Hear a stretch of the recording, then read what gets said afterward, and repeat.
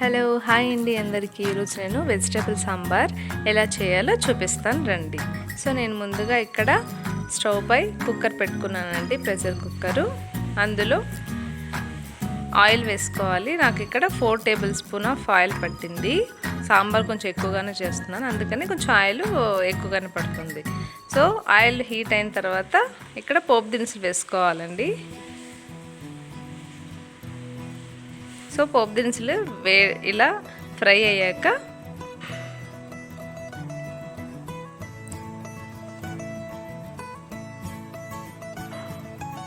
ఎండుమిర్చి, తర్వాత ఇలా ఆనియన్స్ కూడా కట్ చేసి పెట్టుకోవాలి. నేను మీడియం సైజు 2 ఉల్లిపాయలు తీసుకున్నానండి. పొడవుగానే కట్ చేసుకోవాలి. సో సాంబార్ కాబట్టి పొడవుగానే కట్ చేసుకొని పెట్టుకోవాలి. సో ఇలా ఆనియన్ ఫ్రై అయిన తర్వాత కరివేపాకు వేసుకోవాలి.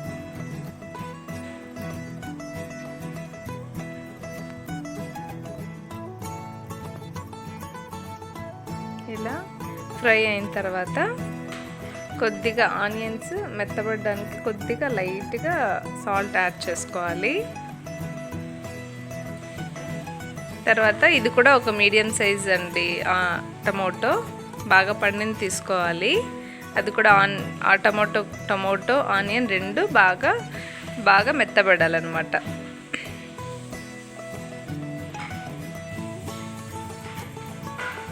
సో ఇప్పుడు 2 మినిట్స్ మూత పెట్టేసుకొని తర్వాత చూద్దాం. 2 మినిట్స్ తర్వాత సో చూసారా, ఇలా బాగా టమోటో ఆనియన్ 2 బాగా మగ్గాలి. తర్వాత 1 టీ స్పూన్ పసుపు వేసుకోవాలి. పసుపు వేసాక ఇలా బాగా అంతా మిక్స్ చేసుకోవాలి. తర్వాత నేను ఇక్కడ చింతపండు అండి, ఒక నిమ్మకాయ సైజు అంతా రెండు నిమ్మకాయల సైజు అంతా చింతపండు తీసుకున్నాను. ఇది పులుసు తీసుకొని పక్కన పెట్టుకున్నాను. మనం పులుపు చూసుకొని వేసుకోవాలి. నాకు ఇంకా కొంచెం పక్కన పెట్టుకున్నానండి. తర్వాత లాస్ట్లో కావాల్సితే మనం టేస్ట్ చూసుకొని అది చింతపండు పులుసు కూడా యాడ్ చేసుకోవచ్చు. సో ఇప్పుడు ఇది చింతపండు పులుసులోకి రాళ్ళ ఉప్పు వేస్తున్నాను నేను. ఇక్కడ నాకు 2 టేబుల్ స్పూన్ కాదు, 2 టీ స్పూన్స్ ఆఫ్ సాల్ట్ పట్టింది. అదే సాల్ట్ వేసుకొని కొద్దిసేపు ఒక 2 మినిట్స్ అది చింతపండు బాగా పచ్చి వాసన పోయే వరకు ఫ్రై చేసుకోవాలి. చూసారా ఇలాగా.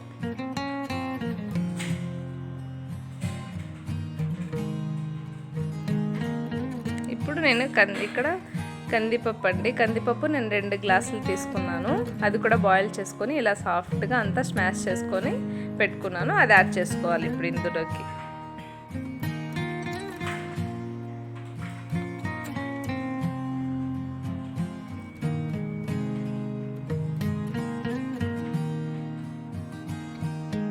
ఇది బాగా కలపాలండి, నీట్గా అంతా మిక్స్ అవ్వాలి. ఇలా బాగా మిక్స్ చేసుకున్నాక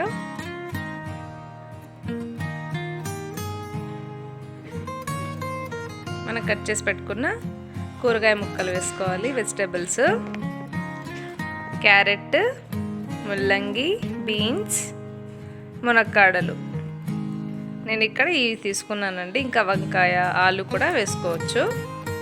సో ఇప్పుడు అన్నీ యాడ్ చేసుకోవాలి ఇందులోకి. ఇలా అన్నీ యాడ్ చేసుకున్న తర్వాత ఇది కూడా బాగా కలుపుకోవాలి. ఇలాగా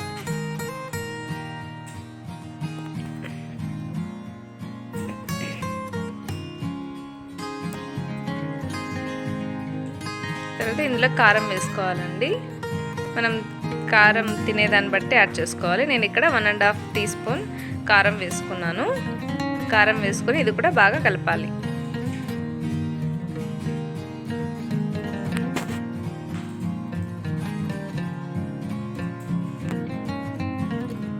ఇది ఇలా కలిపాక ఒక 5 మినిట్స్ ఒక మీడియం ఫ్లేమ్లోనే పెట్టుకొని 5 మినిట్స్ ఇలా బాయిల్ చేసుకోవాలి. చూసారా ఇలాగా.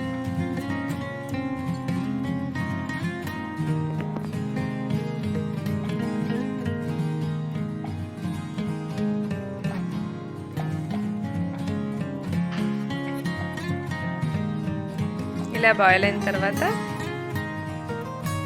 కొద్దిగా వాటర్ యాడ్ చేసుకోవాలండి. 1 కప్పు పడతాయి వాటర్ యాడ్ చేసుకొని ఇది కూడా బాగా కలుపుకోవాలి నీట్గా.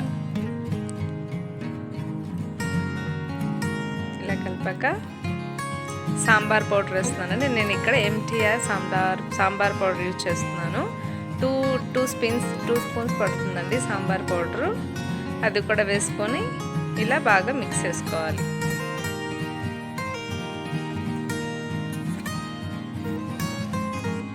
ఇలా మిక్స్ చేసుకున్న తర్వాత కట్ చేసి సన్నగా తరిగి పెట్టుకున్న కొత్తిమీర వేసుకొని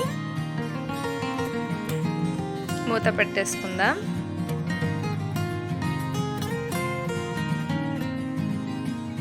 సో ఈ స్టేజ్లోనే సాల్ట్ అలాగే పులుపు సరిపోయిందా లేదా ఒకసారి చూసుకొని మనం యాడ్ చేసుకోవాలి. సో ఇప్పుడు మూత పెట్టేసుకుందాం. నాకైతే ఇక్కడ సరిపోయింది. మూత పెట్టేసుకొని ఒక విజిల్ మీడియం ఫ్లేమ్లోనే పెట్టుకోవాలి. మీడియం ఫ్లేమ్లోనే పెట్టుకుని బాయిల్ చేసుకోవాలి. ఒకే ఒక విజిల్ సరిపోతుందండి. నేను ఇక్కడ పాపడ్ తీసుకున్నాను, సాంబార్లోకి బాగుంటుంది. సో ఒక విజిల్ తర్వాత చూసారా బాగా బాయిల్ అయి ఉంటుంది. 2 విజిల్స్ పెట్టారనుకోండి ముక్క అవి వెజిటేబుల్స్ అన్నీ చాలా మెత్తపడిపోతాయి అన్నమాట.